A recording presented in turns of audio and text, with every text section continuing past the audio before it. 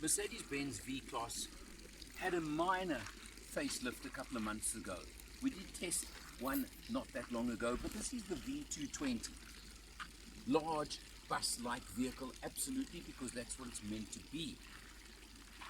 V220, but in Avantgarde spec level. So in other words, you do have a lot of extras on it, you do have a lot of extra trim on it, and a lot of extra luxury items to it. Nice big mag wheels, obviously. All these things are standard for you over here. You've got lots of space when you open up the front, and it's executive spec, executive level. And then of course you've got little items like powered side doors on both sides of the vehicle. Tons and tons of space. 2 separate seats here, 3 over there. There's even a table that lifts up over there as well. I'm not going to show you now. Air conditioning in the back. You've got everything. The seats, we think, can be changed to face forwards, but let me tell you, you want to try that, you're going to need a bit of help. That's for sure.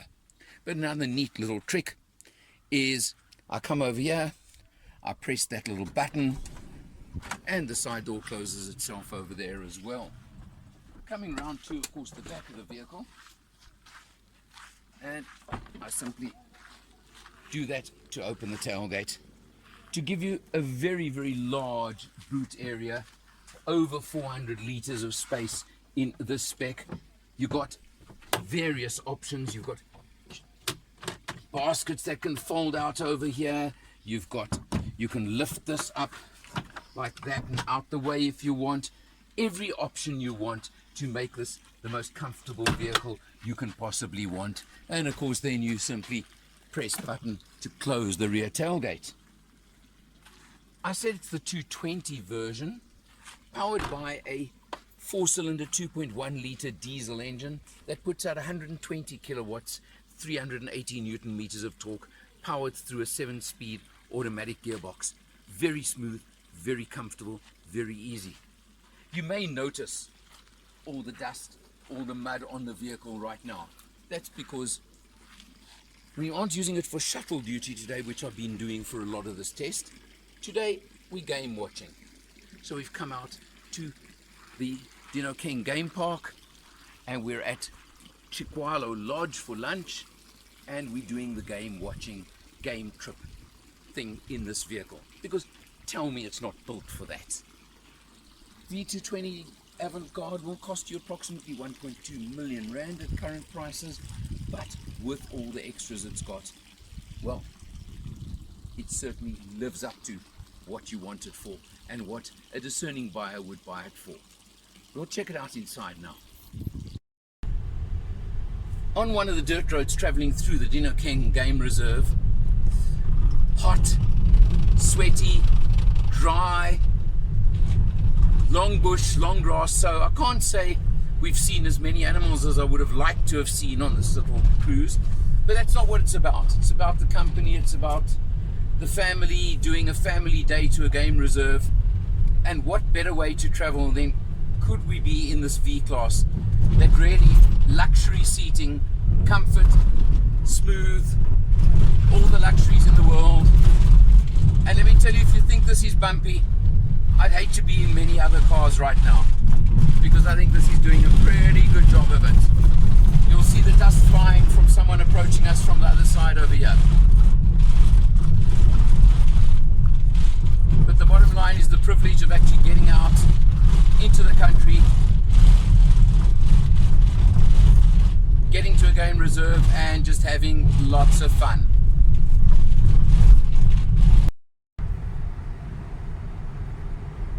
The V-Class is totally in its element cruising on a freeway, doing intercity cruising.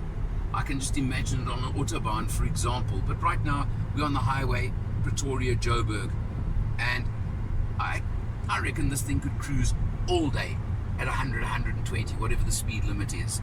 We've done a bit of a cruise through a game reserve today, handled it brilliantly.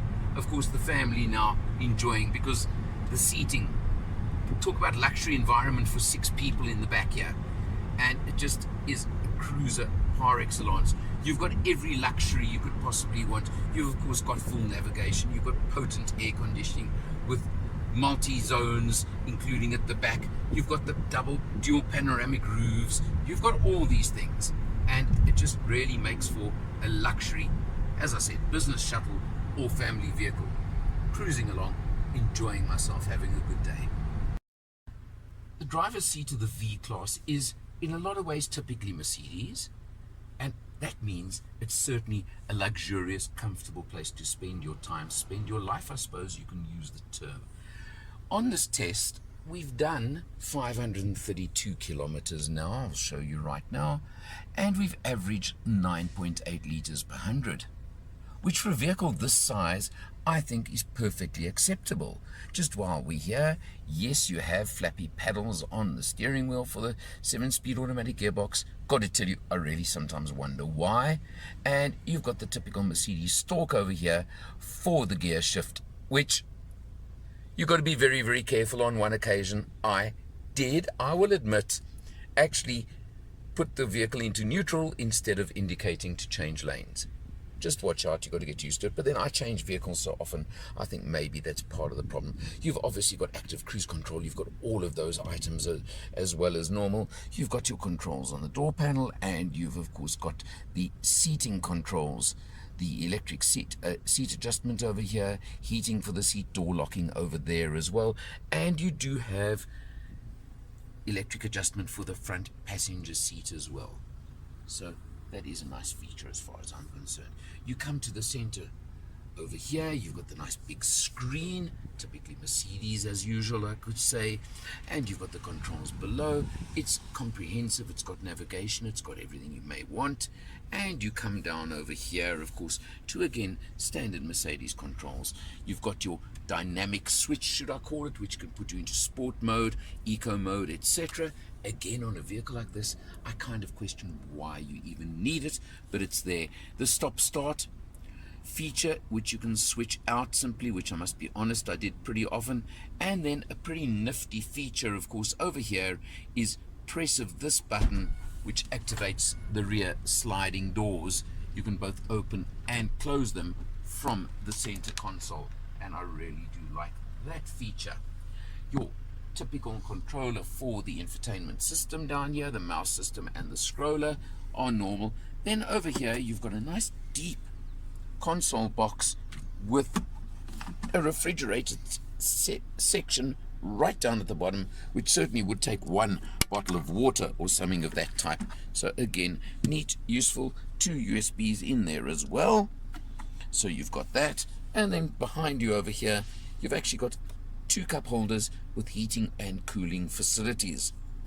So I think I've shown you lots of features, lots of luxuries. You've got the wood veneer over here, of course, the wood trim, and you've got the leather padded and stitched dash effect over there. Again, luxury car all the way. I think I keep repeating it, but I think it's very, very necessary. Let's just check out in the back for a couple of seconds as well.